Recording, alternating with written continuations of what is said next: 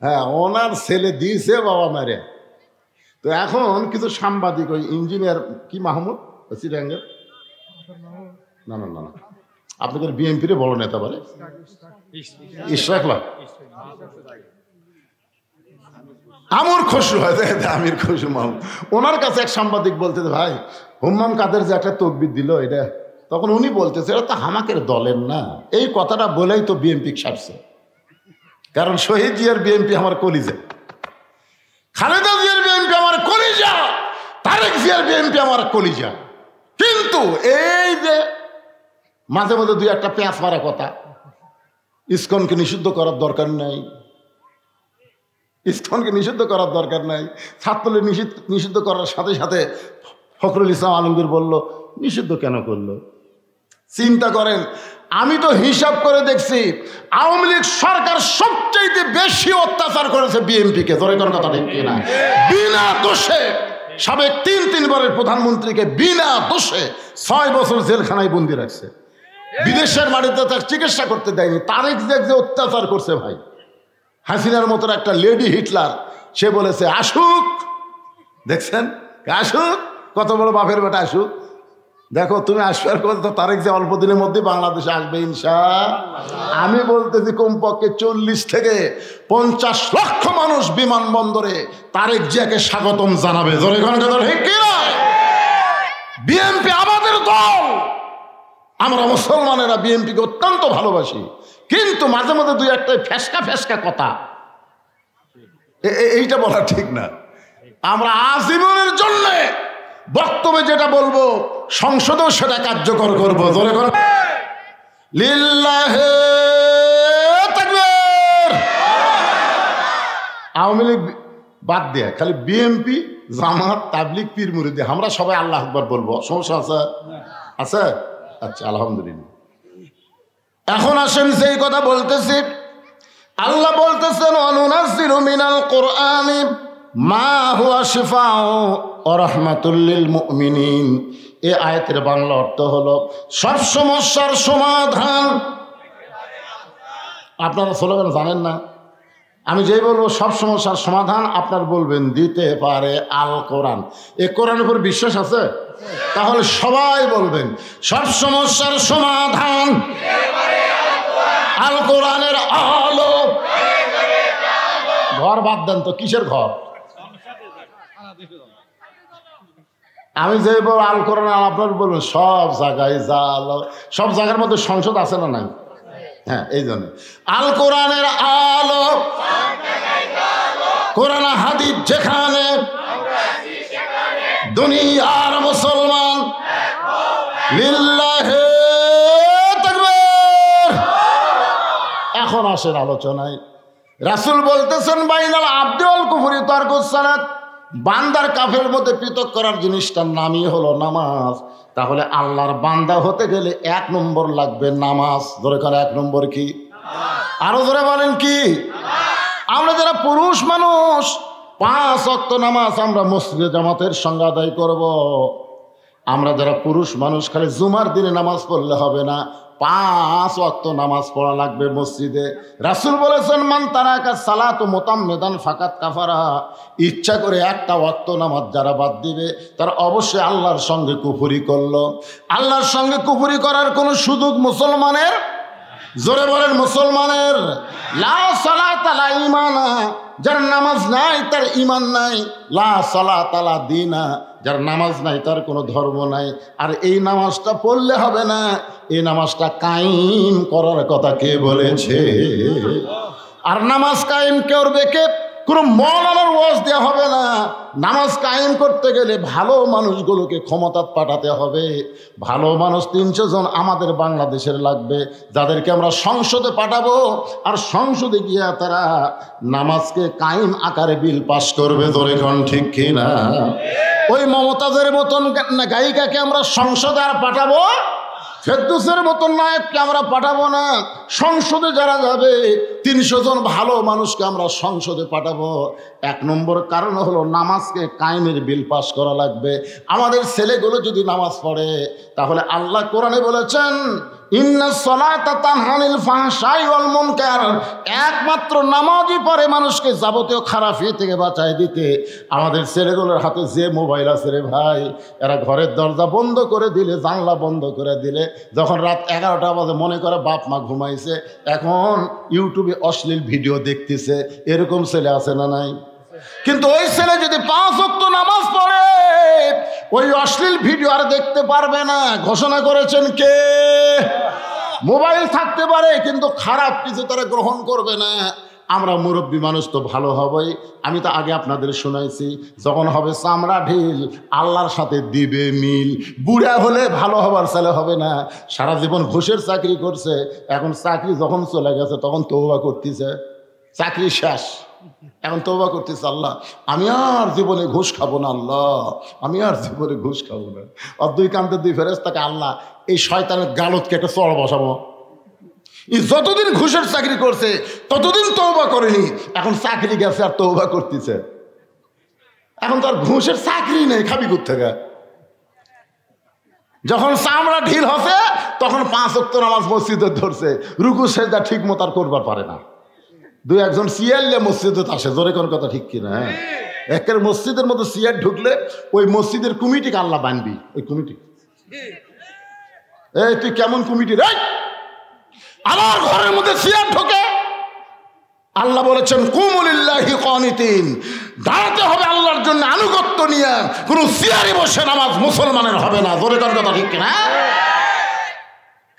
সারা জীবন শালা শয়তানি করছে আর বুড়া বয়সে সিয়াল্লা মসজিদে যাচ্ছে। আপনি জানেন মসজিদে নামাজ পড়তে গেলে কাতার সোজা করা হলো কারিবুল ফরজ। জামাতে নামাজ পড়তে গেলে কাতার সোজা করা কি ফরজের নিকটবর্তী। এখন সিয়ারে বসলে আর পায়ের গোড়াকুটি, আপনি পায়ের গোড়াকুটি। এই জন্য আমি বলবো সরকারি চাকরিও আর নামাজ, নামাজ যেরকম সবসময় পড়া যায় না, সরকারি চাকরি সব বয়সেও করা যায় না। যায়, আপনি 60 বছর বয়সে যতই সার্টিফিকেট ফার্স্ট ক্লাস থাক আপনি নিয়ে যান, তো বলবে কে ভাই ফার্স্ট সার্টিফিকেট তো ভালো, চোখের খবর কি? চোখ তো চশমা ছাড়া দেখি না। কানের খবর কি? জোরে না করে শুনবার পাই না। মাজার খবর কি? 5 মিনিট বসে থাকলে মাজা কটকট করে। সার্টিফিকেট তুই পানির ভিজা শরবত করে খায়। তোর শরীরের যে অবস্থা, তোকে আর সরকারি চাকরি দেওয়া যাবে না। নামাজ হচ্ছে সরকারি চাকরির মতো আল্লাহর ইবাদত। 7 বছর থেকে নামাজের তালিম দেওয়া লাগবে, আর 10 বছর থেকে জোর করে নামাজ ধরান লাগবে। জোরে কোন কথা ঠিক কিনা? কথা বলেন না কেন ভাইয়া? হ্যাঁ, এই নামাজ সরকারি চাকরির মতন। মসজিদকে কেন্দ্র করে মাহফিল করতেছেন, খালি টাকা কামাই করে মসজিদের কি করবেন? কি করবেন? মসজিদের টাইলস লাগাচ্ছেন, সব কিছু লাগাচ্ছেন, কি করবেন? মসজিদকে সুন্দর করতে গেলে মসজিদের টাকা কালেকশন না, মসজিদের মুসল্লি কালেকশন করা লাগবে। জোরে কোন কথা ঠিক কিনা? হয়তো বলবেন হুজুর আমরা জুমার নামাজ পড়ি। জুমার নামাজ যারা পড়েন তাদের জন্য একটা কথা বলি, শোনেন। লা তাকনাতু মির রাহমাতিল্লাহ, ইন্নাল্লাহা ইয়াগফিরুয যুনুবা জামিয়া, ইন্নাহু হুয়াল গাফুরুর রহিম। আল্লাহর মতো দয়াকারও আছে? আল্লাহ হাসরে ময়দানে বলবে 5 ওয়াক্ত বাদ দিয়ে খালি জুম্মার নামাজ পড়ছো, আমি আল্লাহ তাদেরকে জান্নাত দিয়ে দিলাম, যাও। সুবহানাল্লাহ। পরে কোন আগে শুনবে, জুম্মাওয়ালারা সেই খুশি, জান্নাতের দিকে মারবি দৌড়। যারা দেখবে জান্নাতের দরজাতে একটা তালা, তো বলবে আল্লাহ আপনি আমাকে জান্নাত দিলেন, তো জান্নাতের দরজা যে তালা আছে এখন কি করি? আল্লাহকে খুঁজে দেখ চাবি তোর কাছে আছে। ওরা খুঁজে দেখবে একটা চাবি আছে, ওরা খুশি হয়ে তালার মধ্যে ঢুকাবে। ঢুকবে ঠিকই কিন্তু ঘুরবি না, না চাবি ঢুকিছে কিন্তু ঘরে না। আল্লাহ চাবি তো ঢুকলো, ঘরে না কেন? আল্লাহ বলতেছে ওর তালার মধ্যে 5টা দাগ আছে, তোকে চাবির মধ্যেও 5টা দাগ থাকা লাগবে। দেখ তো দাগের খবর কি? আল্লাহ আমাকে চাবি তো তেল তেলা, দাগ নাই। আল্লাহ 5টা দাগ কিসে? আল্লাহ বলবে 5টা দাগ হলো 5 ওয়াক্ত নামাজ। তো তোরা জান্নাত দেখছিস, এখন ফেরত আন। জুম্মা পার্টিরা খালি জান্নাত দেখবার পারবি, ঢুকবার পারবি না। জান্নাতে ঢুকবার গেলে 5 ওয়াক্ত নামাজ লাগবে। আসসালাতু মিফতাহুল জান্নাহ, নামাজ হচ্ছে বেহেশতের চাবি। জোরে কোন সুবহানাল্লাহ। এই নামাজ এমন একটা ইবাদত, রাসূল বলেছেন তাবুদুল্লাহ কান্নাকা তারাহু ফাইল্লাম তাকুন তারাহু ফাইন্নাহু ইয়ারাকা, যখন কোনো বান্দা নামাজের মধ্যে শামিল হবে ওই বান্দা তখন নামাজের মালিক আল্লাহকে দেখতে পাবে। আল্লাহ যদি দেখা সম্ভব না হয় আল্লাহ তাকে দেখতেছে, এই বিশ্বাস তার কলিজার মধ্যে আসবে। পিঠের মধ্যে তীর ঢুকেছে হযরত আলীর। সাহাবীকে বলতেছি ইয়া রাসূলুল্লাহ, এমন ভাবে হযরত আলীর পিঠে তীর ঢুকলো, এই তীরের খাস তো গোস্তের মধ্যে আটকে গেছে হুজুর, আমরা তীরের শলাকায় ধরে টান দেই, হযরত আলী খালি চিৎকার করে, তীর তো বের হয় না। আল্লাহ রাসূল বললেন সাহাবীরা, ওয়াজাত আলীকে কষ্ট দিও না, আলীকে অপারেশন করা লাগবে। তো বলে হুজুর অপারেশন কোথায়? বলে আলী যখন নামাজের মধ্যে দাঁড়াবে ওই সময় তীর বের করা লাগবে, ওই সময়। আল্লাহ রাসূল সেই নামাজের ইমাম, জোরে কোন সুবহানাল্লাহ। আবু বকর হযরত আলীর ডান পাশে, ওমর ফারুক বাম পাশে, আর ওসমান রাদিয়াল্লাহু দ্বিতীয় কাতারে। আল্লাহ রাসূল বললেন, রে জাবের আর হুযায়ফা তোমরা কোথায়? বলে লাব্বাইক ইয়া রাসূলুল্লাহ। নবী বললেন, জাবের হুযায়ফা তোমরা শোনো, আলী যখন নামাজের ভিতরে থাকবে ওই সময় তোমরা তীর টেনে বের করো। আলী যখন নামাজের ভিতরে থাকবে, কারণ নামাজের তিনটা রূপ আছে, একটা হলো নামাজের বাহির, একটা হলো ভিতর, আর একটা হলো নামাজের শেষ। নামাজের শুরু, নামাজের ভিতর, নামাজের শেষ। হযরত আলী যখন নামাজে দাঁড়াইলেন, জাবের হুযায়ফা তীর ধরে টান দেয়, আলী পিছন দিকে আসে, আবার ছাড়াই দিলে ঠিক মতো দাঁড়ায়। যখন হযরত আলী নামাজের শেষ দেয়, জাবের আর হুযায়ফা দুইজন সাহাবী হযরত আলীর পিঠের উপরে পা দিয়ে এত জোরে হ্যাঁচকা টান মারছে, তীর শুধু বের হয় নাই, তীরের সঙ্গে পিঠের গোস্ত পর্যন্ত ছিঁড়াইছে। নামাজের পরে নবীর সামনে তীর আর গোস্ত যখন দেওয়া হলো, আল্লাহ নবী বললেন, আলী আলী। হযরত আলী বলে, লাব্বাইক ইয়া রাসূলুল্লাহ। নবী বলেন, আলী রে, তোমার পিঠ থেকে তীর বের হলো, তীরের সঙ্গে গোস্ত ছিঁড়াইলো, তুমি তখন কোথায় ছিলে?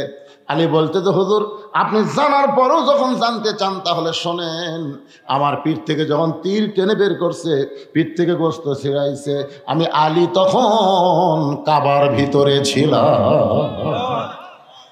আল্লাহ রাসূল বলে, আলী তুমি যেই মসজিদ নামাজ পড়েছো সেখান থেকে কাবা হলো 430 কিলো দূরে। তুমি যেই মসজিদে নামাজ পড়লা সেই মসজিদ থেকে কাবা হলো 430 কিলো দূরে। তাহলে 430 কিলো দূরে তুমি কাবার মধ্যে কেমনে গেলে? আলী বলতে, হুজুর আপনি জানার পরও যখন জানতে চান তাহলে শোনেন, আমি যখন নামাজের নিয়ত করলাম, ইলা জিহাতিল কাবাতি শরীফাতি আল্লাহু আকবার, এই নিয়ত করার পরে আমার মুখ আছে কাবার দিকে আর চোখ আছে আমার সেজদার দিকে। আমার দুইটা চক্ষু এক সময় আমি বন্ধ করবার চাই না, আমার দুইটা চক্ষু এমন ভারী হয়ে গেল, অটোমেটিক ভাবে দুইটা চক্ষু যখন বন্ধ হয় আমি তখন দেখতে পাই। তার মানে বোঝা গেল প্রত্যেকটা মুমিনের চক্ষু হলো তিনটা। ধরে বলেন কয়টা? দুইটা চক্ষু যখন বন্ধ হয় আমি তখন দেখতে পাই যে এই জায়গায় সেজদা দিব, ওই জায়গায় আল্লাহর কাবা ঘর এসে দাঁড়িয়ে গেছে। আমার চোখ দিয়ে দর দর করে পানি পড়তেছে। নামাজের মালিক আল্লাহ ডাকতে বলে, আলী বাতিলের বিরুদ্ধে লড়াই করতে গিয়ে পিঠের মধ্যে তীর ঢুকে গেছে, ওই তীর টাইনাও বের করতে পারেনি। আলী রে, এত কষ্টের পরেও আমি আল্লাহকে হাজার নাদের বিশ্বাস করে তুমি নামাজের মধ্যে দাঁড়াইছ, তোমার নামাজের সাইজ দেখে আমি এত দূরের কাবা শেষ দায় হাজির করে দিলাম, এরপরেও তুমি কেন কাঁদতেছ? আলী বলতেছে, আল্লাহ আমি কাবার জন্য নামাজ পড়ি না, আমি কাবার মালিকের নামাজ পড়ি। ফালিয়াবুদু রব্ব হাযাল বাইত আল্লাযী আত'আমাহুম মিন জু'ইন ওয়া আমানাহুম মিন খাউফ। আমি কাবার মালিকের কুদরতি পায়ে সেজদা দিবার চাই। সঙ্গে সঙ্গে আল্লাহ ডাকে, আলী রে আয় আয় আয় আয়। আলী কান্দের বলে, নবী গো, আমি যখন আল্লাহর রহমতের কোলে ছিলাম ওই সময় আমার তীর টেনে বের করেছে, গোস্ত ছিঁড়াইছে, ওই সময় যদি আমাকে 60টা টুকরা করতো নবী, আমি আলী কিছুই বুঝতাম না। এরই নাম হলো নামাজ। এই জন্যই বলা হয়েছে সালাতু মিরাজুল মুমিনিন, নামাজ হচ্ছে মুমিনদের মেরাজ। কেউ যদি একবার নামাজ ধরে গোটা দুনিয়া থেকে দিবার চান আর বলেন এক ওয়াক্ত নামাজ বাদ দে, ও জীবনে নামাজ বাদ দেবে না, গোটা দুনিয়া বাদ দিবে, এক ওয়াক্ত নামাজ বাদ দেবে না। জোরে কোন কথা ঠিক কি না? পুরুষ মানুষের জন্য আল্লাহর বান্দা হবার গেলে 1 নম্বর ইবাদতের নাম হলো নামাজ। আর আমার মা বোনেরা যারা পর্দায় আছেন এদের জন্য 1 নম্বর কিন্তু নামাজ না।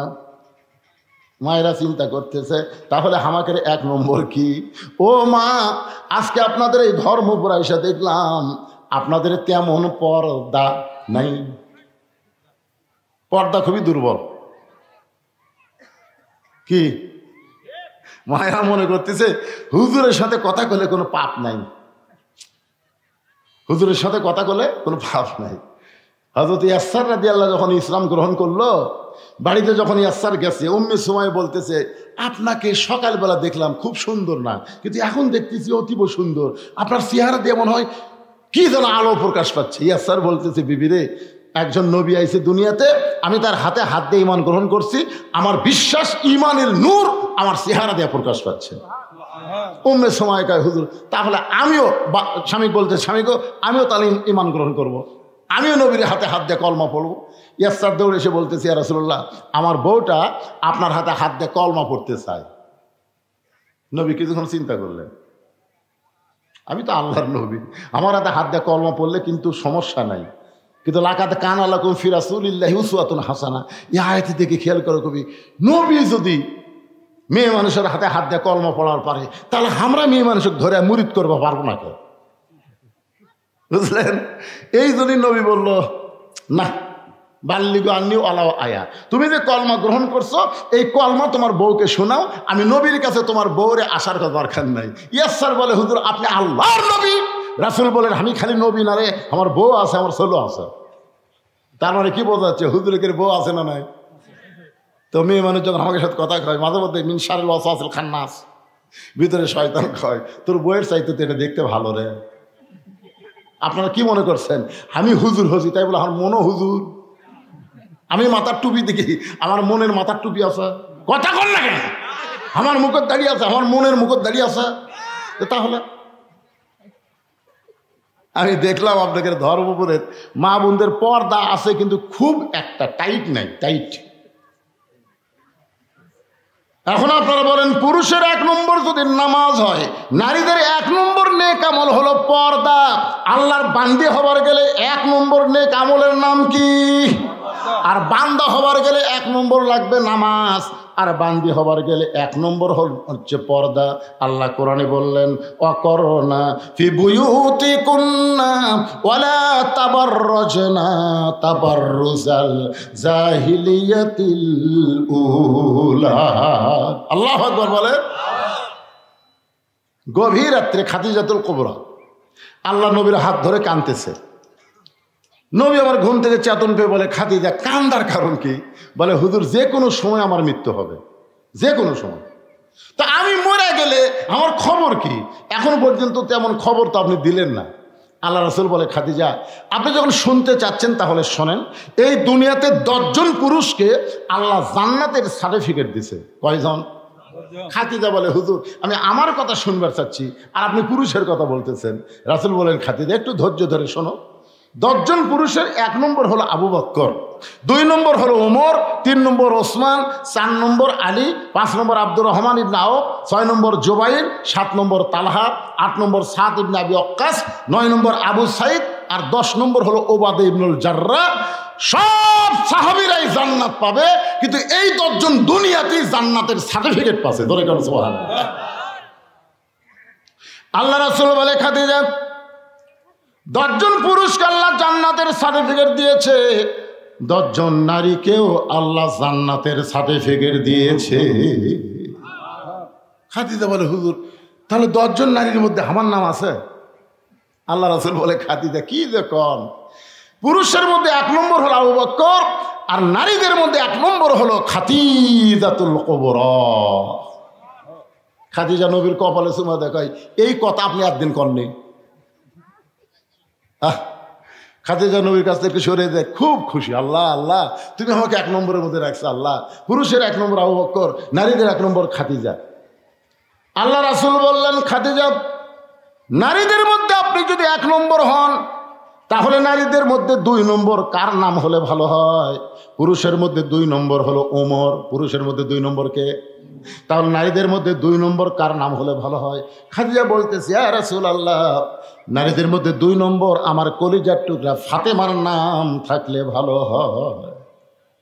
নারীদের মধ্যে 2 নম্বর কার নাম? আপনার মনোযোগ দিয়ে শুনতেছেন?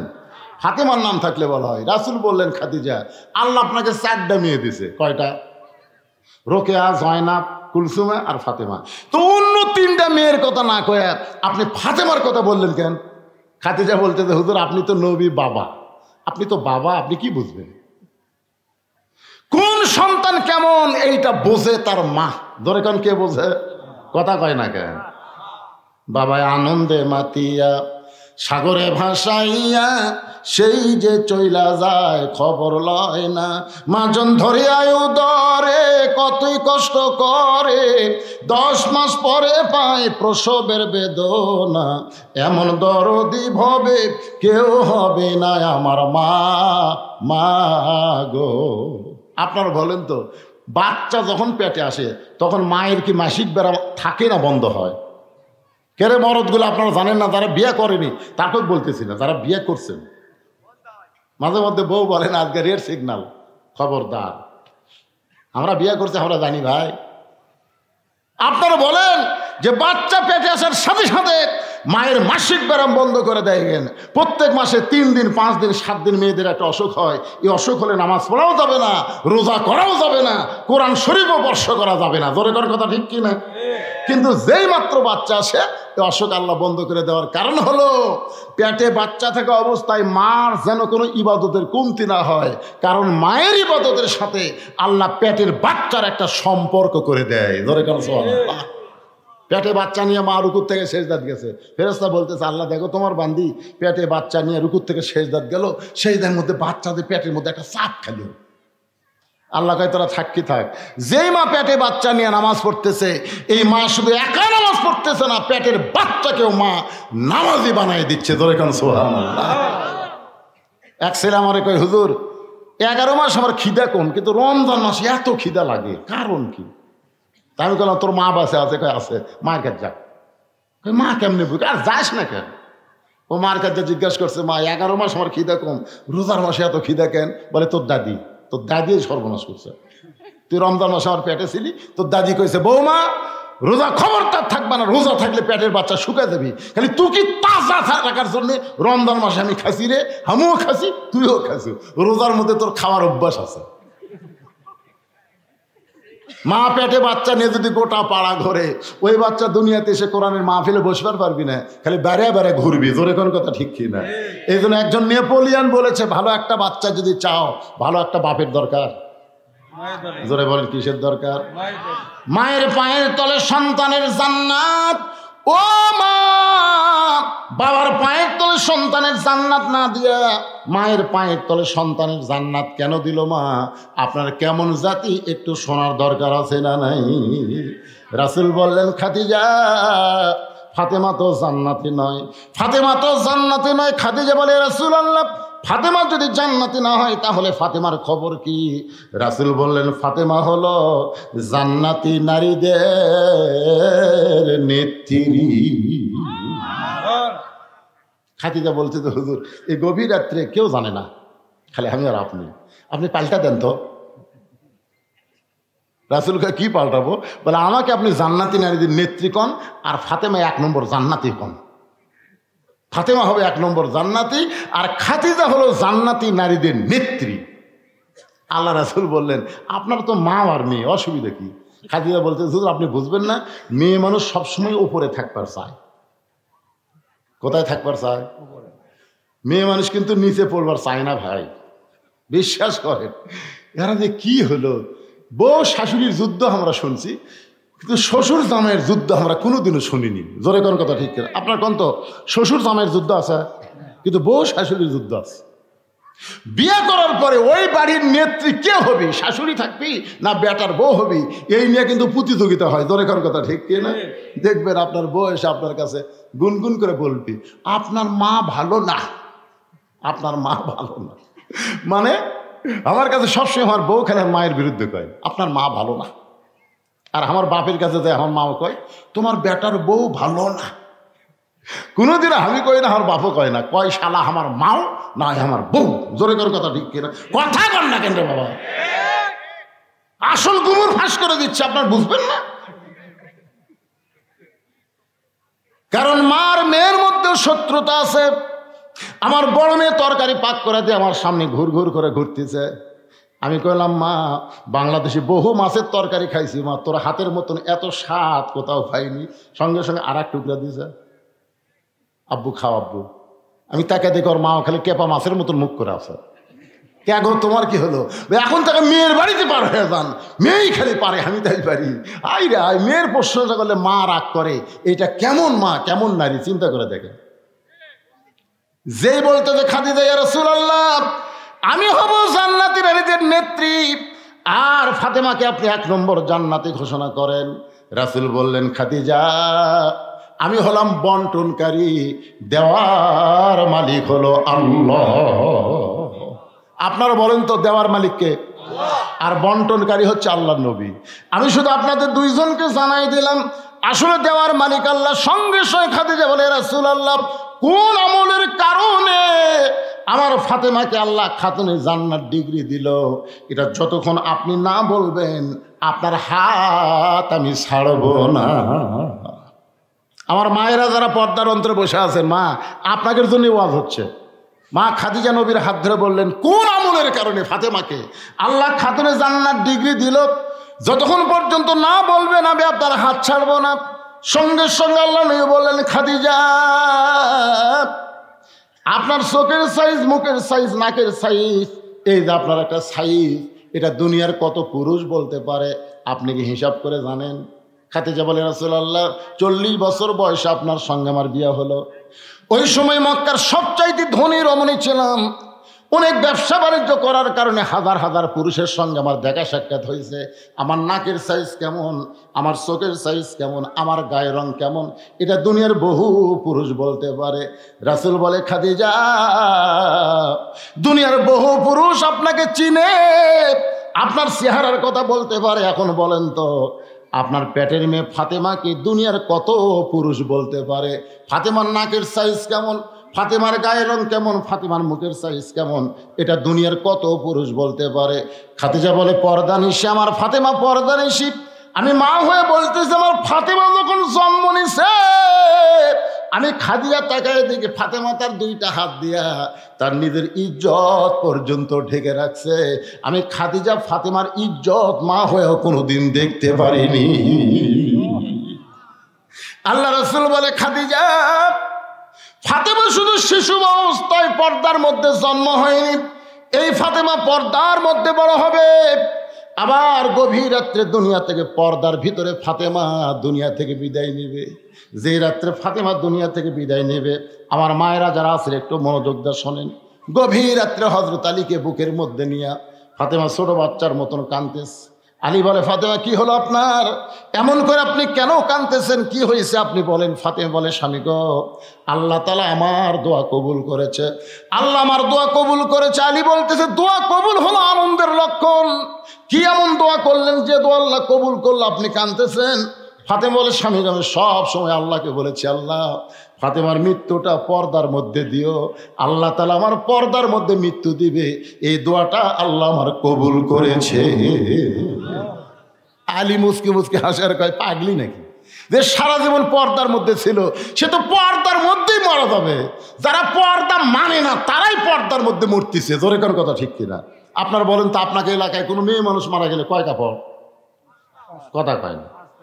আমার এলাকায় একটা মেয়ে মানুষ ভোটর দাঁড়াতো, বুঝলেন? ভোটর যে মরদ মানুষ পাচ্ছে দৌড়ে দেখে দেন তবে হাতটা ধরে একটা ইয়ে করে দেখাচ্ছে, হাত ধরে ভাই একটা ভোট দেওয়াই নাকি ভাই, মানে যাকি পাই তারই হাত দিয়ে বুকত যায়।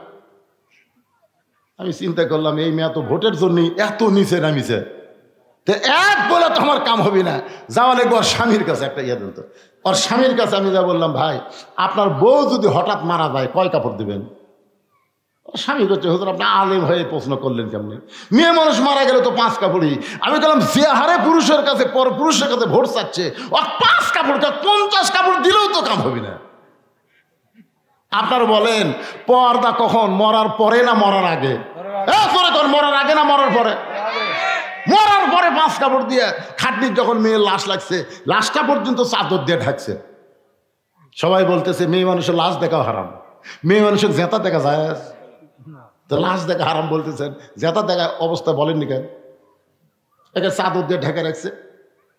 ফেরেশতারা বলতেছে আল্লাহ এই মেয়ে মানুষ যখন জেতা ছিল গোটা ধর্মপুর ঘুরিছে, গ্রামের সবাই একসিনে, মরার পরে 5 কাপড় দিয়ে চাদর দিয়ে ঢাকলো কেন? আল্লাহ বলতেছে দেশের নাম বাংলাদেশ রে, ওই দেশের মেয়েরা বাঁচতে মানে না রে, মরার পরে মানে। আপনারা বলেন তো ভাই, বুড়ি মানুষ বোরকা গাও দেখুন লাভ আছে? এই ছেলেরা কথা কও তো, একটা বুড়ির দিকে আমার মতন বুড়াও তাকায় না, বুড়ির দিকেও তাকায়। সেই বুড়ি বোরকা পরছে আর যুবতী পরিমণির মতন হাই হিল পরে কিলকিল করতেছে, অন্যটা আবার গলার মাফলা বানা এরকম মাঝখান দিয়ে থসে। একটা বুড়া মানুষ পর্যন্ত চোখ টেরা করে বারবার তাকায়। আমার ওয়াজের মধ্যে আছে 50 বছর আমের গাছের গোড়ার বেড়া যদি কেউ দেয়, একজন বলে বেড়া কেন দিচ্ছেন? বলে গরু ছাগল যদি খায় ভাই সতর্ক থাকা ভালো। কেন 50 বছর আমের গাছের দিকে গরু ছাগল ঘৃণা করে তাকাবি না রে। বেড়া যদি দিবার চাও যে লখ লকা পাতা বাড়াছে, ওই ছোট গাছের বেড়া দাও। বুড়ির গায়ে বোরকা দিয়ে লাভ নাই, যুবতীর গায়ে পর্দা করা লাগবে। ধরেন ঠিক কে কথা বলে? আজকে বুড়ি বোরকা পরে মরা লাগবি ভাই, কে যুবতী মরবি না? আমার মায়েরা মনোযোগ দিয়ে শোনেন, হযরত আলী বলে ফাতেমা সারা জীবন পর্দা করেছো, আল্লাহ তোমার পর্দার মধ্যে মৃত্যু দিবে, কবুল করেছে, আনন্দ করে খুশি হও। ফাতেমা বলে স্বামী গো আমার দোয়া আল্লাহ কবুল করেছে, কবে আমার মৃত্যু হবে সেইটাকে শুনবেন না? আলী বলে ফাতেমা মরার খবর দুনিয়ার কেউ বলতে পারে না। ফাতেমা বলতেছে আল্লাহ পাক আমাকে জানাইছে আজকে গভীর রাত্রে ফাতেমার মৃত্যু হবে। তো হবে গাছের গোলা কাটলে গাছটা যেমন ঠাস করে পড়ে যায়, হযরত আলী তেমনি পড়ে গেলেন ঘরের মাজায়। মা ফাতেমা মুস্কি মুস্কি হাসতেছে, মুস্কি মুস্কি যিনি গভীর রাত্রে মৃত্যুবরণ করবে তিনি হাসতেছে। তার মানে বোঝা গেল আল্লাহ রাহে যাদের জীবন যাবে তাদের মৃত্যু কোনো কষ্টের কারণ না। আবু সাইদের মৃত্যু কষ্ট হয়নি, জোরে কোন কথা ঠিক কি না? আপনার ভিডিও দেখেননি? আমি তো ভিডিও দেখি আর অ্যানালাইসিস করি, চিন্তা করি কে রে মার গুলি করলো, একটা গুলিতে আমরা কি বলতাম? ও মারে বাবারে মরে গেলাম রে, জোরে কোন কথা ঠিক কিনা? আপনার বলুন তো আবু সাইদের মুখ এরকম কোন শব্দ আছে? সিনা টান করে দাঁড়া আছে। আরে শোনা যায়নি কিন্তু তো দেখেও বোঝা যায় রে পাগলারা, দেখে বোঝা যায় না? খালি শোনাই রাখবি সব, শোনা যায়নি। কোন দল রে? ওই কি মাজা কাজ করছে না এরকম খারাপ আছে, আবার একটা গুলি করছে, আবার একটা গুলি করছে, তারপরেও ওই জায়গা ছাড়েনি। তৃতীয় যখন গুলি করছে তখন একবার খালি এইভাবে হাত দিছিল, এইভাবে হাত দিছিল। হাত দেওয়া দেখে 2 ছেলে দৌড়ে সব ধরলো, ধরার পরে ছেলেটা পড়লো। তার মানে কি বুঝলেন? হাসিনার বিরুদ্ধে সর্বপ্রথম বাংলাদেশের জীবন দিয়ে বাতিলকে হটানোর আন্দোলন আবু সাইদ গোল্ডেন A+ পাইছে। ধরে এখন কথা ঠিক কথা বলে। আজকে আমাদের গ্রামের এক ছেলে হয়েছে সম্পর্কে আমার চাহতো ভাই আমাকে হুজুর ছেলেটার নাম রাখ, ভালো নাম কর। আমি বললাম ছেলের নাম হলো আবু সাইদ। ওর বাপও খুশি মাও খুশি আলহামদুলিল্লাহ।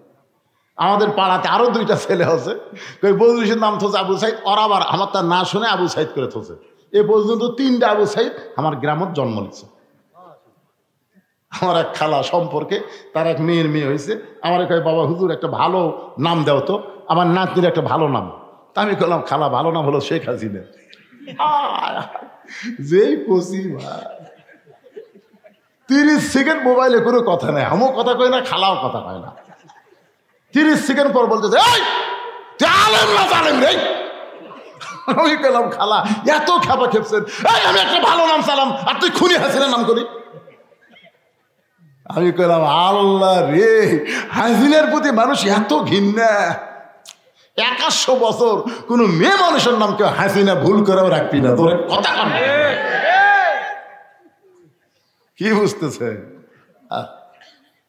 গভীর রাত্রে যেই ফাতেমা মৃত্যুবরণ করবে সেই ফাতেমা মুসকি মুসকি হাসতেছে, স্বামীর মাথাখানা উরাতের উপরে নিয়ে কপালে একটা চুমা দিয়ে বলে, স্বামী গো এমন করে আপনি কাঁদবেন না, কারণ আসলে যাইতে হবে। পয়লা যাবেন? ভারত পয়লা থাকেন, মনে আজরাইল যাবি না নাকি? সবাই আমি যেই বলবো আসলে আপনারা একটু জবান খুলে বিশ্বাস নিয়ে বলবেন, আসলে যাইতে হবে। আপনারা বলবেন যাইতে হবে, আসলে কুড়ি যাবেন কি লিয়া? কিন্তু যেদিন ডাক পড়িবে কবর মাঝে যাইতে, জোগাড় কিছু করছো বন্ধু তার মাঝে বিছাইতে। আমার সঙ্গে যারা পারেন তারা কন, দেখেন মনটা একটু নরম হবে ভাইজান। ডানে কবর বামে কবর, ডানে কবর বামে কবর, নিচে কবর আছে যে, উপর দিকে চাইয়া দেখো বাঁশের ছাউনি দিছে কে।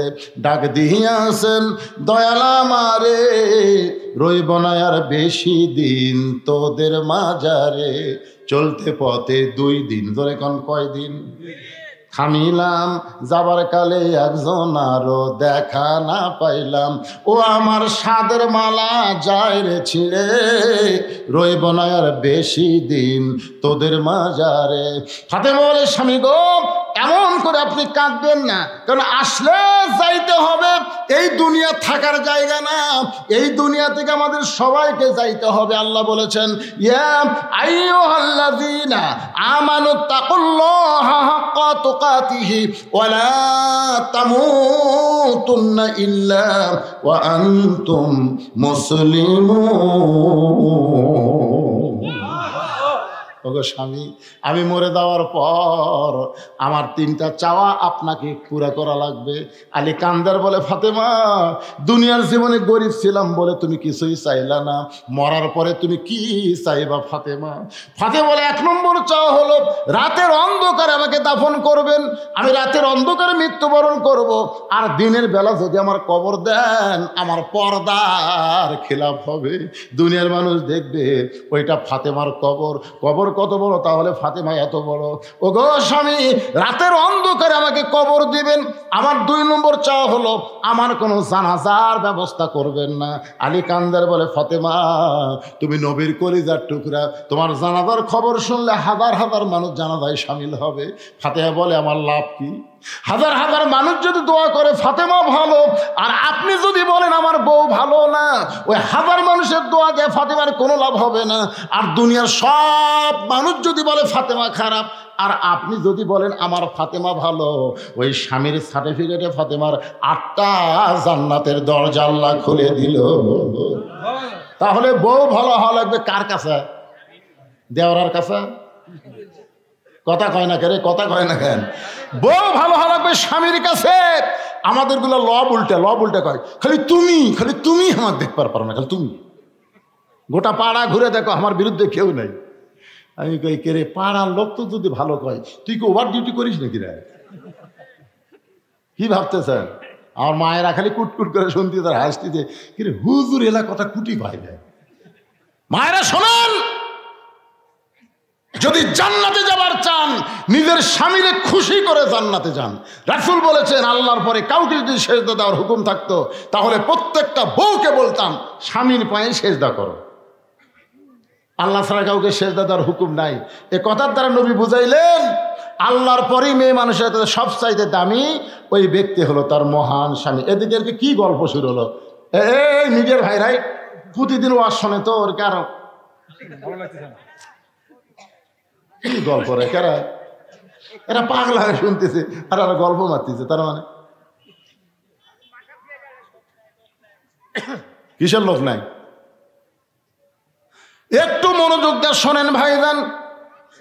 আমার 3 নম্বর চাহিদা হলো আমার লাশটা খাটনিতে তুলবেন না। ফাতেমা বলতেছে, আমার লাশটা খাটনিতে তুলবেন না। আমি ফাতেমা হিসাব করে দেখলাম 4 জন পুরুষ মানুষ খাটনি কান্দে নিবে, কিন্তু দুনিয়াতে ফাতেমার 4 জন পুরুষ নাই। যদি আমার বাবা থাকতো দুনিয়ায়, মরা মেয়ের লাশের খাটনি বাবা কান্দে নিবার পারত। আমার হাসান হোসেন যদি বড় হইতো, মায়ের লাশের খাটনি কান্দে নিবার পারত। ওগো স্বামী, আপনি আমার লাশটা কান্দে করে নিয়ে ওই জান্নাতুল বাকির পূর্ব কোণায় দাফন করবেন। আপনি যদি আমার কবর খুঁড়তে কষ্ট হয়, তাহলে আপনার একান্ত বন্ধুকে বলবেন সে যেন গোপনে আমার কবর খনন করে দেয়। হযরত আবু যর গিফারের কাছে গেল। আবু যর গিফারে কবর খনন করতে গিয়ে 3টা কথা বলেছিল। 1 নম্বর কথা হলো, কবর রে, তুই কি জানিস তোর মধ্যে এমন একজন মহিষী নারীকে রাখা হবে, আল্লাহ নবীর মেয়ে হওয়ার পরেও তাকে মা বলে সম্মান করেছে। এ কবর, খবরদার বেয়াদবি করিস না। তোর মধ্যে এমন একজন মাকে রাখা হবে যার 2টা সন্তান জান্নাতি যুবকদের সর্দার। রে কবর, খবরদার বেয়াদবি করিস না। তোর মধ্যে এমন একজন বিবিকে রাখা হবে যার স্বামী হল আসাদুল্লাহিল গালিব। এ কথা বলে যখন কোদাল মারতে চায়, কবরের মধ্যে থেকে শব্দ আসতেছে, ও কবর, আবু যর, কার মা কার মেয়ে কার বিবি এইটা কবর দেখবে না। আমল যদি ভালো হয় কবর জান্নাতের বাগান হবে, আমল যদি খারাপ হয় কবর জাহান্নামের গর্ত হবে। এটা কিন্তু ফাতেমার জন্য বলা হয়নি, এটা বলা হয়েছে আমাদের জন্য। জোরে গণ ঠিক কিনা? তার মানে বোঝা গেল, কবরে যাইতে গেলে আমলহীন কবরে যাওয়া যাবে না। আপনি কবরে যাওয়ার পরে 1 নম্বর প্রশ্ন করবে, মান রব্বুকা। কি প্রশ্ন? মান রব্বুকা, তোমার রব কে? আপনাকে বলাই লাগবে না। আপনি যে নামাজ পড়েননি, আপনার পক্ষে নামাজ খাড়া হবে। এই মুনকির নাকির, কাকে রব সম্পর্কে প্রশ্ন করতেছিস? মুনকির নাকির বলতেছে, এদাই শুয়ে আছে কবরে, কে বলে আরামের ঘুম দিল, আবার মান রব্বুকে প্রশ্ন করিস? বলে আপনি কে? বলে আমি হলাম ওনার নামাজ। আমি হলাম ওনার নামাজ।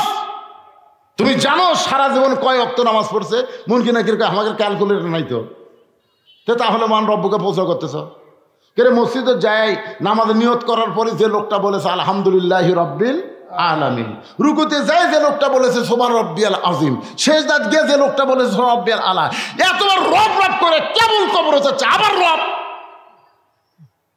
মুনকির নাকির কয়, আল্লাহ তোমার বান্দাকে মান রব্বুকে প্রশ্ন করার সাথে সাথে নামাজ যে খেপা খেপছে, আমরা কি করব? আল্লাহ কয় যে নামাজ নিয়ে কবর আইছে, তার রবের উত্তর হয়ে গেছে। ধরে কোন সুবহানাল্লাহ। কি ভাবতেছেন বেনামাজিরা? খালি মরিয়া দেখেন। আচ্ছা, একটা গান আছে, ছোটবেলা শোনেননি?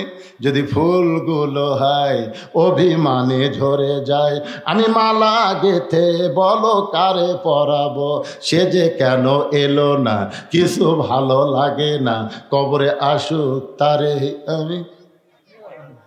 মজা দেখবেন কবরে যাও। বাগানে একটু মনোযোগ দিয়ে শোনেন।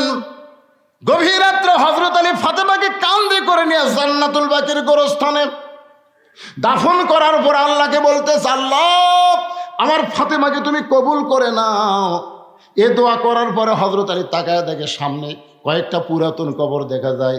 এইমাত্র ফাতেমার নতুন কবর দিছে, সেই কবর আর নাই। আলী কান্দার বলে, এখনই ফাতেমার কবর দিলাম, সেই কবরটা গেল কোন জায়গায়? আমার ফাতেমার কবর কে যেন বলে, আলী রে তোমার ফাতেমা হলো পর্দানিশী, আমি আল্লাহ জোহরা ডিগ্রি দিয়া ফাতেমার কবরটাকে কিয়ামত পর্যন্ত পর্দা করে দিয়েছি। আমার মা বোনদের জন্য এতক্ষণ পর্দার ওয়াজ করলাম। পুরুষের বান্দা হবার গেলে 1 নম্বর ইবাদতের নাম হলো নামাজ। ধরে কারণ 1 নম্বর ইবাদতের নাম কি? আর নারীদের বান্দি হবার গেলে 1 নম্বরের নাম কি? সবাই জোরে করে 1 নম্বরের নাম কি? আর পুরুষের 1 নম্বরের নাম কি? ফাদখুলি ফি ইবাদি ওয়াদখুলি জান্নাতি। এই মসজিদকে লক্ষ্য করে ইনারা মাহফিল করছে। আমি আপনাদের কাছে একটু রুমাল গামছা পাঠাবো। এই যে সমস্ত ছেলেরা মাহফিল করেছে তাদের পক্ষ থেকে আপনাদের কাছে যাবে আল্লাহর ঘরের জন্য। দুনিয়ার সাধারণ দান না, ঘরটা হলো আল্লাহ। ধরে কোন কার? সে আল্লাহর ঘরকে লক্ষ্য রেখেই ওনারা মাহফিলের আয়োজন করেছে। এবং এখানে একটা ফোরকানিয়া মাদ্রাসা আছে, মসজিদ এবং মাদ্রাসাকে সামনে নিয়ে এত ছোট বাচ্চার হাতে ব্যাগ দিয়েছে কেন? ওটা একটা ছাত্র। আচ্ছা ঠিক আছে। আরে এই মক্তবের ছাত্র যাচ্ছে আপনাদের কাছে, সবাই দেন, যে ডান আছে ব্যাগের মধ্যে দেন, যে যা পারবেন। 1 টাকা না দিয়ে যদি কেউ ওঠেন আপনারা দিবেন, 10 পারেন, 20 পারেন, 50 পারেন, যে যা পারেন আল্লাহর হস্তে দান করবেন। আর এখানে তো মাশাআল্লাহ আমার অতিথি ভাইরা ভাষণ দিয়ে চলে যায়, আজকের এরা যায়নি। দেখিস একটু মসজিদে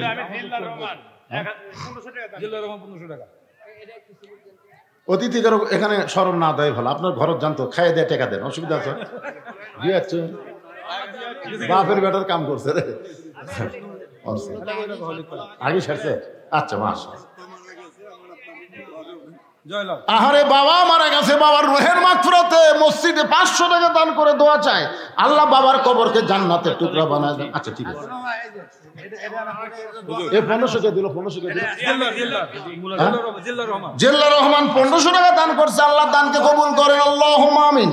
আল্লাহ একজন মুরব্বী তোমার ঘরের জন্য 200 টাকা দান করছে, আল্লাহ দান কবুল করেন, আল্লাহুম্মা আমিন। বাবার জন্য দোয়া চায়, আল্লাহ একজন পাগল 500 টাকা দান করছে, আল্লাহ দানকে কবুল করেন, আল্লাহ নেক নিয়ত নেক আশা পরে আল্লাহ। এ মা বোনদের কাছে মহিলারা আদায় করবে না পুরুষেরা করবে? মা বোনদের কাছে আচ্ছা মহিলারা আছে, মাশাআল্লাহ। আমার মায়ের আজকে অনেক দান করবে, আজকে দেখা যাবে কার টাকা বেশি হয়, পুরুষের টাকা না নারীদের টাকা। যাবি কে আদায় করলে এরকম একটা হবি, সব যদি আপনি ধরেন তাহলে হ্যাঁ লিল্লাহ তাকবীর। মাহফুজার রহমান একজন রুগী মানুষ, হার্টের রুগী, উনি আল্লাহর ঘর মসজিদের জন্য 10,000 নগদ টাকা দান করছে। মারহাবা। আমরা সবাই একটু সংক্ষিপ্ত হাত তুলি বাবা, আল্লাহুম্মা আমিন। আল্লাহ তোমার রুগী বান্দা হার্টের রুগী, আল্লাহ তোমার ঘর মসজিদ 10,000 টাকা দান করেছে, আল্লাহ এই দানের উসিলায় তাকে পুরোপুরি সুস্থতা দান করো। তোমার রাসূল বলেছে সদকাতু তারুদ্দুল বালা, দান সদকা করলে বালা মুসিবত দূর হয়ে যায়, আল্লাহ এই দানের কারণে তাকে সুস্থ করে দাও বিরহমাতিকা ইয়া আরহামার রাহিমিন। আল্লাহর আর একজন বান্দা নাম হলো বান্দি, বান্দি দেখছেন বান্দার সাথে আবার বান্দি চলে গেছে, মোসাম্মদ ফেরদাউসি 7,000 টাকা নগদ, জোরে কান মারহাবা। মাহমুদুর রহমান বান্দা আর ফেরদৌসি বান্দি, দেখেন আলহামদুলিল্লাহ একজন 500 টাকা দান করেছে, আল্লাহর একজন বান্দা 500 টাকা দান করছে, আল্লাহ কবুল কর, আল্লাহুম্মা আমিন। মাহবুবুর রহমান উনি দিয়েছেন 3,000 টাকা নগদ, এই মোট 20,000 টাকার একটা স্লিপ পাওয়া গেছে, সব টাকাই নগদ, আলহামদুলিল্লাহ। আল্লাহ তাদের এই দানকে কবুল করেন, যে নিয়তে তারা দান করছে আল্লাহ নেক নিয়ত নেক আশাকে আল্লাহ আপনি কবুল করেন, কবুল করো কবুল করো মোদের কামনা। এই ব্যাগগুলো সব ট্রেজর জমা দাও বাবা, যেগুলো ব্যাগ আদায় হয়েছে সব জমা দেন। আর আপনারা আল্লাহর ঘর মসজিদের জন্য যদি নগদ না পারেন বাকি ধান দেন, আলু দেন, যে যেটা আবাদ করবেন সেখান থেকে আল্লাহর ঘরে আপনারা দান করবেন। আল্লাহর ঘরে শুধু খেয়াল করবেন ঘরটা হলো আল্লাহ, রাসূল বলেছেন যে আল্লাহর ঘরকে তৈরি করে দেয় আল্লাহ তাকে জান্নাতে একটা ঘর বানায়। সবাই জিকির করেন লা ইলাহা ইল্লাল্লাহ, লা ইলাহা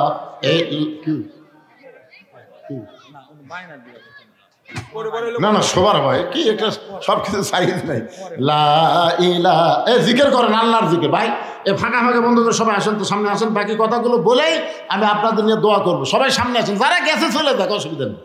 চিটা পাতান থাকে না রে পাগলা, ধপ তোর চেহারা তো ধানের মতোই, তাই বলে কি বাতাস দিলে থাকে? কতক্ষণ বাতাস দিলে থাকে? তো তাহলে আদায় মানে একটা বাতাস দাও, বুঝলেন না? এখান থেকে চিটা পাতান আমরা সাফ করে দিলাম। এখন যে কয়টা আছি চাউল আলা দানাদার ধান, এই জন্য সবাই সামনে আসেন। পাতান গেছে, পাতান গেছে, এখন আমরা দানাদার ধান। সবাই সামনে আসেন, ফাঁকা ফাঁকা বন্ধ করে। সিরাজুল ইসলাম 500 টাকা দান করেছে, আল্লাহ সিরাজুলের দানকে আল্লাহ আপনি কবুল করেন। সভাপতি 5,000 টাকা দান করলেন, লিল্লাহ তাকবীর।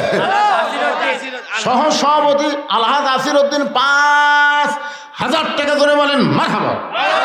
সহ সভাপতি 5,000 দেয়, সভাপতি কত দিবি এটা আন্দাজ করাই যাচ্ছে, কি গান 10,000 টাকা সভাপতি সাহেব 10,000, এই তো বুঝা গেছে, ডবল হয়ে গেছে। লিল্লাহ তাকবীর। আলহাজ মোফাজ্জল হোসেন পরামানিক 10,000 টাকা ধরে বলেন মারহাবা। আচ্ছা আপনাকে প্রধান অতিথি কি দিছে? প্রধান অতিথি কি দিছিল?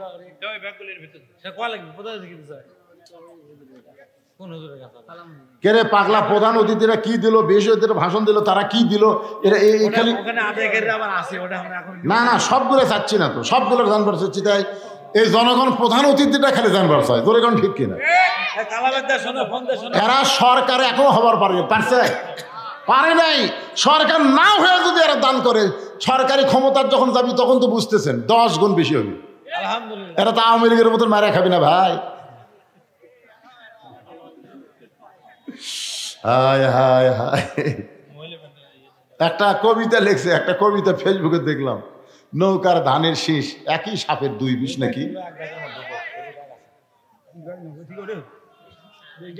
না না, আমাদের বগুড়া জেলা আলাদা উন্নয়ন হবে। বিএনপি ক্ষমতা আসলে বুঝুন বগুড়া লালে লাল হয়ে যাবে। তোর এখন ঠিক কিনা? বাংলাদেশের যত জায়গা ওয়াজ করতে যায় সবাই বলে হুজুর বগুড়ার মাটি বিএনপির ঘাঁটি। আইনুর ভাই এ অতিথির মধ্যে আছে নাকি? আরে 100 গন্ধ ভাই আমার 1000 টাকা দান করছে আল্লাহ, তাকে পুরোপুরি সুস্থতা দান করেন। যে নিয়তে দান করছে আল্লাহ তার নেক নিয়ত থেকে সে কবুল কর, আল্লাহুম্মা আমিন। ভাই জান আপনি দিছেন ভাই, এটা আমার। ও এটাই তুমি? ও আচ্ছা আচ্ছা। ওরে বাবা, এই 1 নম্বর কি হয় আপনার? 1 নম্বর কি হয়? ও আপনারই ভাই। ওরে বাবার সাথে কোয়া লাগবে না, কার কাছে আমি হাত মারছি রে। আচ্ছা মসজিদের কেশিয়ার কে? এই টাকাটুকু তার কাছে এটা কেশিয়ার ময়না রে, ময়না আমি সেক্রেটারি। আমার আব্বা তো দিল। সহসভাপতি 5,000 দিয়েছে। ও আমার আব্বা সহসভাপতি। তুমি কামাই করো না? করে আমার করে তাহলে বাপ দিছে বেটাও দিলে। আমি 2000 টাকা দেব। যাক মাশাআল্লাহ, ছেলে মানুষ মসজিদের বিশাল দায়িত্ব পাইছে। একের বাচ্চা কাচ্চা মানুষ 2000 টাকা দান করবে, আল্লাহ তার দানকে কবুল করেন, জোরে কোন আমিন। আপনাদের মসজিদের যারা সদস্য সবাই দান করেন বাবা, সবাই দান করেন। নাম লিখে দাও, নাম লিখে দাও, সমস্যা নেই। ভিতরে ভরো তুমি। কোথায়? হ্যাঁ বাকি দিবে তো, আলু দিবে, ধান দিবে, ভিতরে যাওয়া লাগবে। যাও ভিতরে যাও তো স্লিপ লে। যান। 1000 টাকা। আমিরউদ্দিন 1000 টাকা দান করবে আল্লাহ। আমিরউদ্দিন দানকে আল্লাহ আপনি কবুল করেন, আল্লাহুম্মা আমিন। আচ্ছা আপনাদের মধ্যে এমন কোন আল্লাহর বান্দা রয়েছে যে হুজুর মসজিদের জন্য আমি 1 মণ আলু বাজেট করলাম, 1 মণ আলু, আগামী বছর কিন্তু আলুর এত দাম থাকবি না। যে আলু আমাদের এলাকার যে সেখানে আলু লাগাচ্ছে মাশাআল্লাহ। জিল্লা রহমান 1 মণ আলু করবে দেন, আলুর মধ্যে বরকত দিবেন, ঘুগরি পোকা যেন না ধরে, তেল তেল আলু হয়, বেশি দামে যেন বিক্রি হয়, সবাই কোন আমিন। শহীদুল ইসলাম 1 মণ আলু ধরে কোন মারহাবা। এই দেখেন 2 মণ হয়ে গেছে। আপনাদের মধ্যে কেউ নাই, এরা সব বাইরের লোক না, এই গ্রামের লোক না। কি নাম বাজান? আব্দুর রশিদ 1 মণ আলু। 1 মণ আলু। আপনার নাম আব্দুর রশিদ? 1 মণ আলু। আমার বড় ভাইয়ের নাম আব্দুর রশিদ। আব্দুর রশিদ আমার বড় ভাইয়ের নামে নাম। 1 মণ আলু করছে দেন, আল্লাহ কবুল করেন। এটা কি নাম? আমিরউদ্দিন 1000 টাকা দান করেছে। আমিরউদ্দিনের দানকে আল্লাহ আপনি কবুল করেন, আল্লাহুম্মা আমিন। ফজলা রহমান 2000 টাকা দান করছে আল্লাহ। ফজলা রহমানের দানকে আল্লাহ আপনি কবুল করেন, কবুল করো, কবুল করো। মোদের কামনা দানকারীকে দিবেন জান্নাত, আল্লাহ নিরাশ করবেন না। দোয়া করদম, দোয়া করদম, বাদার গাহে ইলাহি হায়াত দৌলত ইলমে দারাজি লা ইলাহা। মাইকের মধ্যে কি আদায় হলো? আমি তো ব্যাগটা দেখার দরকার ছিল। ওই যে ব্যাগগুলো এলাকার মধ্যে এই মাহফিলের মাহফিলের মাইকের ওই সেটা কি আনতে লিখে দেয়? মাইকে নিয়ে আসে, মাইকে নিয়ে এই মাইকেরটা আবার সাইড দিয়ে আউট হবে নাকি রে? মহিলাকে বলে ব্যাগ নিয়ে আসো, মহিলা ব্যাগ নিয়ে আসো, মহিলাকে ব্যাগ নিয়ে আসো। দেখো আজকে পর্দার উপরে ফাতেমার জীবনী যে ওয়াজ করলাম, মায়েরা তো খুশি হয়ে টাকা দেওয়ার কথা। হ্যাঁ কে বারে জাইদুর কি দিল? 200 কি 200 টাকা।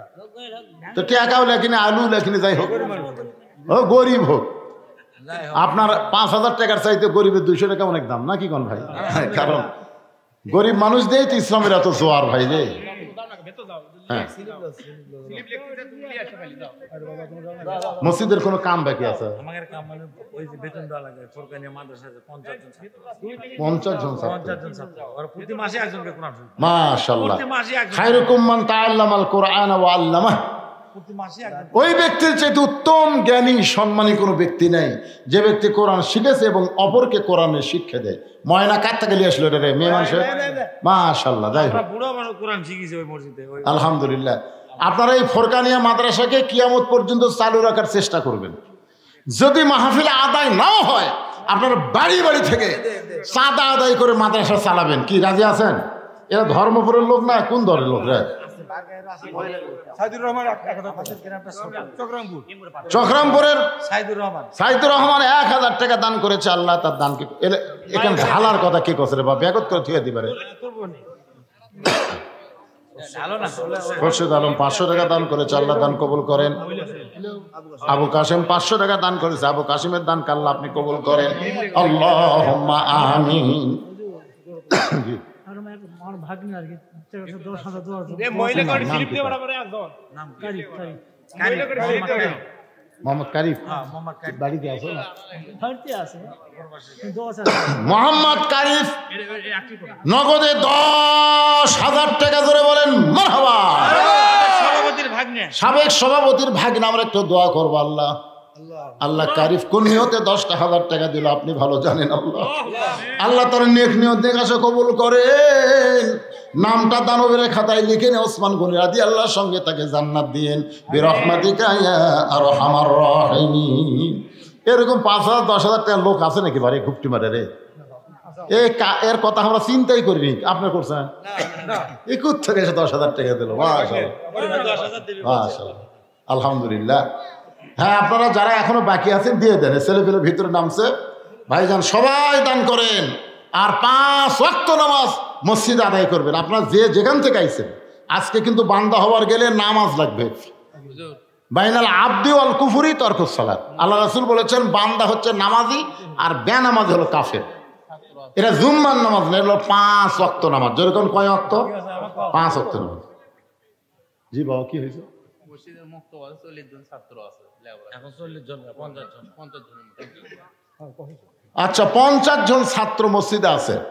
এই 50 জন ছাত্রকে কোরআন শরীফ দেওয়া লাগবে মাত্র 200 টাকা করে দাম। আপনারা কেউ পারবেন যে হুজুর আমি 200 টাকা দিয়ে একটা ছাত্রকে একটা কোরআন শরীফ দিয়ে দিলাম? আপনার কোরআন কিনে আনা লাগবে না, খালি এখন আমার হাতে 200 টাকা দেন, একটা কোরআন দানের সওয়াব সাথে সাথে আল্লাহ আপনাকে দিয়ে দিবে। বাবা হ্যাঁ দেন, বাবা দেন, একটা করে কোরআন শরীফ দেন বাজান। 50টা কোরআন শরীফ লাগবে বাজান, দেন বাবা দেন। আল্লাহর একজন বান্দা, এ নাম লেখা লাগবে না, লগত তো লগত লগত। হ্যাঁ না, কোরআন লিখছে না বাদান, টাকার দরকার বাদান। মাশাআল্লাহ মাশাআল্লাহ, দেখেন দেখেন কি হারে দৌড়াচ্ছে। মাশাআল্লাহ, আল্লাহ একটা কোরআন শরীফ পাওয়া গেছে। আল্লাহ আল্লাহ মাশাআল্লাহ মাশাআল্লাহ। আলী ভাই আরেকটা কোরআন শরীফ দান করছে। আল্লাহ আল্লাহ আব্দুল বারী একটা কোরআন শরীফ দান করছে। আল্লাহ আল্লাহ কবুল করেন। এটা কি রে? এটি দেন কোরআন শরীফ, এটি আল্লাহ আরেকজন কোরআন শরীফ বাবু 200, আর এগুলো দান, আর এগুলো কোরআন শরীফ এখানে ভিন্ন থাকবে। আল্লাহ তোমার বান্দারা দান করতেছে। আল্লাহ মক্তবের বাচ্চাদের জন্য কোরআন শরীফ পাবো 200 করে টাকা দান করতেছে। আল্লাহ যারা 200 করে টাকা দান করবে, আল্লাহ একটা কোরআন দানের সওয়াব তাদের আমল নামায় দিয়ে দেবো। আল্লাহ মাশাআল্লাহ।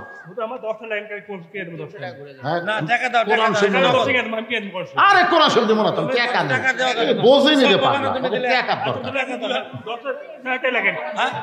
জিল্লুর রহমান 4,000 লেখা তো 4,000 লয়, 10টা কোরআন শরীফ 2,000 টাকা লেখেন। জিল্লুর রহমান লেখেন 10 কোরআন শরীফ বাবদ জিল্লুর রহমান 2,000 টাকা করে বলেন মারহাবা।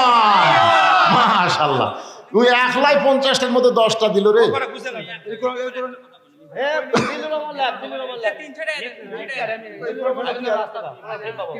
মাশাআল্লাহ। আর একটা হাতত দাও বাবা। আনোয়ার ভাই কোরআন শরীফ বাবদ 500 টাকা আর 100 টাকা দিলে 3টা হয়। কেন আনোয়ার ভাই? আড়াই কোরআন শরীফ হয়, আড়াই। ও 500 টাকা আবার 2 মণ আলু করবে দান। আল্লাহ তার দান কবুল করেন। আল্লাহ আমাদের মধ্যে বরকত দিয়ে দিবেন। আল্লাহুম্মা আমিন। 2জন মেয়ে মানুষ 200 টাকা দান করছে।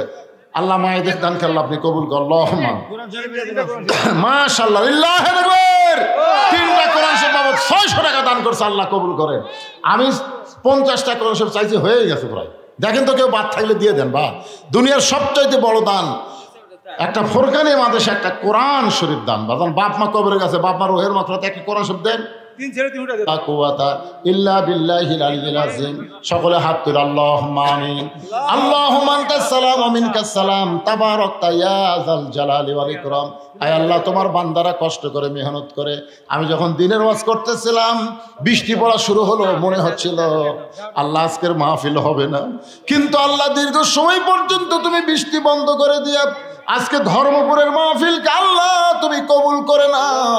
তোমার মসজিদকে সামনে রেখে যারা এত বড় আয়োজন করেছে আল্লাহ, তাদের সকলকে 5 ওয়াক্ত নামাজি কবুল করে নাও। আল্লাহ এই মসজিদকে কেন্দ্র করে যারা মাহফিল করেছে আল্লাহ, তাদের সকলকে হেদায়েত দান করো। তাদের সকলের নেক নিয়ত নেক আশা আল্লাহ তুমি কবুল করো। শুরু থেকে শেষ পর্যন্ত যত আলোচনা হয়েছে এর মধ্যে যদি ত্রুটি হয়, ভুল হয়, মাফ করে দাও। এর যা হাদিয়া মঞ্জুর করো সোনার মদিনায় নবী পাকের রওজা মোবারকে আল্লাহ কবুল করো। তামাম আম্বিয়াই কেরাম, আসহাবে কেরাম, তাবিনী কেরাম, তাবিনী কেরাম, তামাম পৃথিবীর মাটির নিচে যত মুমিন মুমিনা শুয়ে আছে আল্লাহ, সকলের আরওয়াহ ফরে হাদিয়া কবুল করো। আমরা যারা হাত তুলেছি আমাদের জনম দুখুনি মা যাদের কবরে গেছে আল্লাহ, মেহেরবানি করে মায়ের কবরকে জান্নাতের টুকরা বানাও। বাবার বাড়ি ঘর সবই আছে, দরদের বাবা যাদের ইতিম হয়ে কবরে শুয়ে গেছে আল্লাহ, মেহেরবানি করে বাবার কবর জান্নাতের টুকরা বানাও। আমাদের দাদা দাদি নানা আত্মীয় স্বজন কবরে চলে গেছে, কবরকে রিয়াজুল জান্নাহ কবুল করো।